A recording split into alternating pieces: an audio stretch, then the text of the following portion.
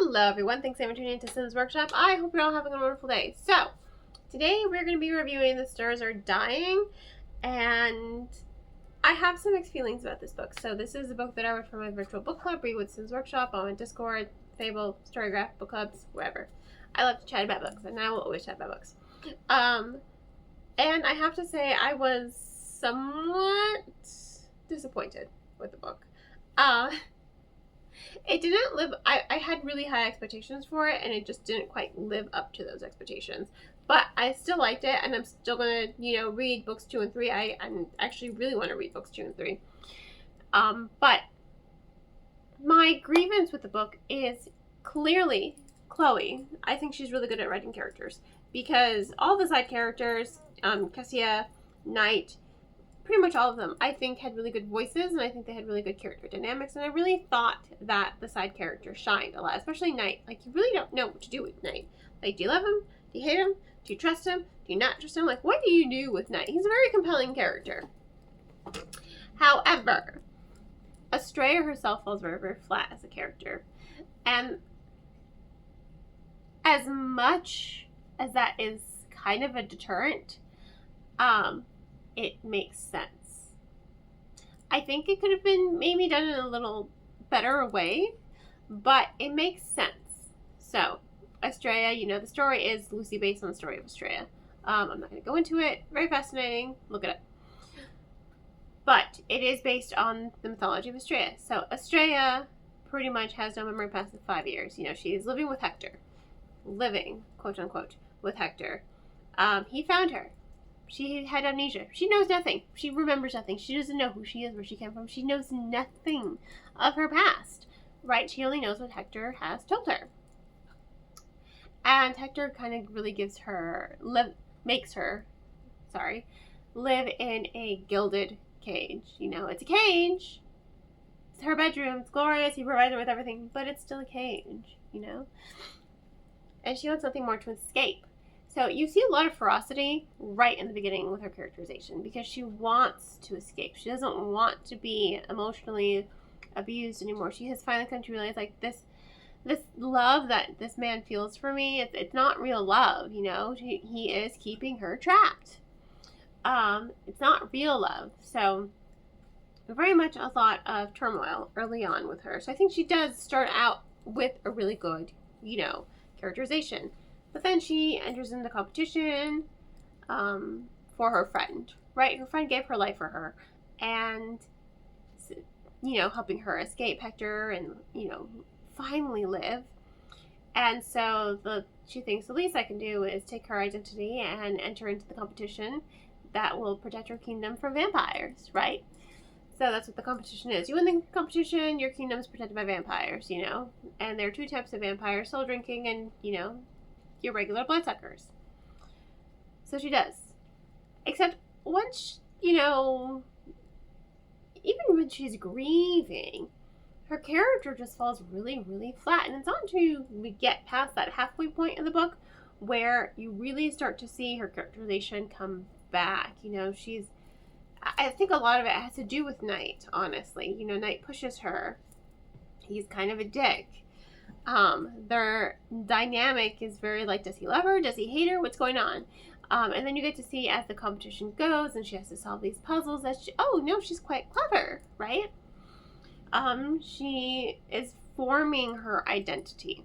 It makes sense for her not to have much of an identity and kind of stay stagnant and fall flat. But I think when you start a character, she starts the book, she's hiding a dagger from Hector, her captor / boyfriend, and kind of seducing him, but not really. You're seeing a lot of the subterfuge early on, and a lot of that tension with her early on. But then it kind of just like fizzles away very quickly, and you don't really get to see that ferocity again. Her character, again, she just stays flat until the halfway point of the book. Really, it is that halfway point in the book. And then things start to come together. So that's really my biggest grievance. I liked the pacing. I thought the story was very interesting. I like this new take on vampires and there being soul drinking vampires. I think that's very interesting. But I think that the story itself would have benefited if she hadn't been so flat, because there are times when the pacing just falls a little bit short and it starts to kind of drag a little bit, and I just wanted that momentum to keep going, because it reminded me a lot of Carissa Broadbent's, you know, The Serpent and the Wings of Night. It definitely had that tone, definitely had that atmosphere, and I love Broadbent. Love The Serpent and the Wings of Night. So I really wanted just a little bit more, you know, a little bit more characterization on Astraea's part.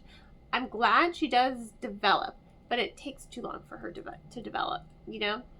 It takes too long for her to develop into a rich character.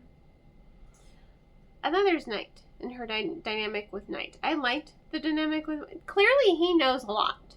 He knows more than what he's telling her, because he knows her, you know? And I just... And this is one of the reasons why I'm really interested in reading books 2 and 3, because obviously he only gives her little bits of information, and I can't really tell, like, does he love her, or does he hate her, or does he love to hate her, or does he hate that he loves her? It's a very complex relationship between these two, and especially at the end, I'm just like, wait, what's going on with you two? Like, are you, like, what's happening? You guys just had a moment, but now you're trying to kill each other, but then you just have another moment, and now you're back to killing each other. Like, I'm very confused by your whole dynamic. And it goes back to the fact that he knows more than what he's telling her. You know, there's a lot of secrets. There's a lot of gatekeeping there, especially coming from him. And that part did annoy me a little bit. And I just wanted... I felt what she was feeling, so that was good. You know, I do like empathizing with my characters. So I think the ending, it felt a little bit too rushed, I will say. So there are parts in that first half of the book that felt a little too slow and, you know, kind of dragged a little bit. And then there are parts near the end that felt a little too rushed, honestly. And I'm just sitting there thinking to myself, and I had to reread, you know, those last couple chapters. I'm like, wait, how did we get from here to here? And again, it's because he knows more than what he's telling her. So she still doesn't even have all the facts. So she's as confused as you, the reader, are. And I'm just like, what's going on? What is happening? Where is book 2? Kind of scenario. So I think, as much as I like the pacing overall, I think the book does suffer from some pacing issues early on and at the end. So, you know, for about 50% of the book, the pacing is really good. It's that first quarter and that last quarter that it's too slow and then too fast. So that middle chunk is really like the sweet spot, honestly, for me. With the storytelling and the characterization and the character growth, you know, you're finally getting everything. And then, at the end, it's like, I have more questions, which is good, you know, especially when it's part of the series. You don't want everything answered early on. So I'm glad that there are some questions still, but I feel like nothing was answered. At least some answers would have been great. He does give her some answers. I will say that. By telling her mythology. And that's another thing that I think really the book did do really well. It does create its own mythology. It does have its own world building and kind of history to it. And I like that it's trickled in throughout the story in a very not lyrical kind of way. He's telling her stories. You know, she thinks that they're just stories, and it's like, no. You, the reader, you can definitely interpret it as, it's like, no, he's telling you things that you need to know. And he's telling you his story without telling you his story. So pay attention to those parts, because they really are a little bit magical, a little fantastical, but they also have a lot of depth and emotion to those. And I think those are probably my favorite parts of the overall story. But, I mean, it was good. I liked it. I wish I had loved it. I think I'm going to like book 2 much more, because by the end of the book, her last words, I know how you got that scar. And it's like, oh, you're getting your memories. That's great. I'm here for it. I love it. So you're seeing more come alive from her. So I think we're really going to see a lot of that in book 2. So I'm very excited, because I do think Chloe does a really good job with her characters. I thought the side characters were all pretty great and had really good voices and personalities. it was just Astraea who fell flat for me. And when she's your main point of view, that kind of is a little bit of a letdown, unfortunately. But, you know, good story. I liked it. I thought it was a little unique and interesting, and I liked the way that the author took the myth of Astraea and did something new and fresh with it. So, yeah, solid book. In any case, thank you all for tuning in. Please don't forget to like, subscribe, and share with all your book reading friends. I hope you all have a wonderful rest of your day, and as always, happy reading.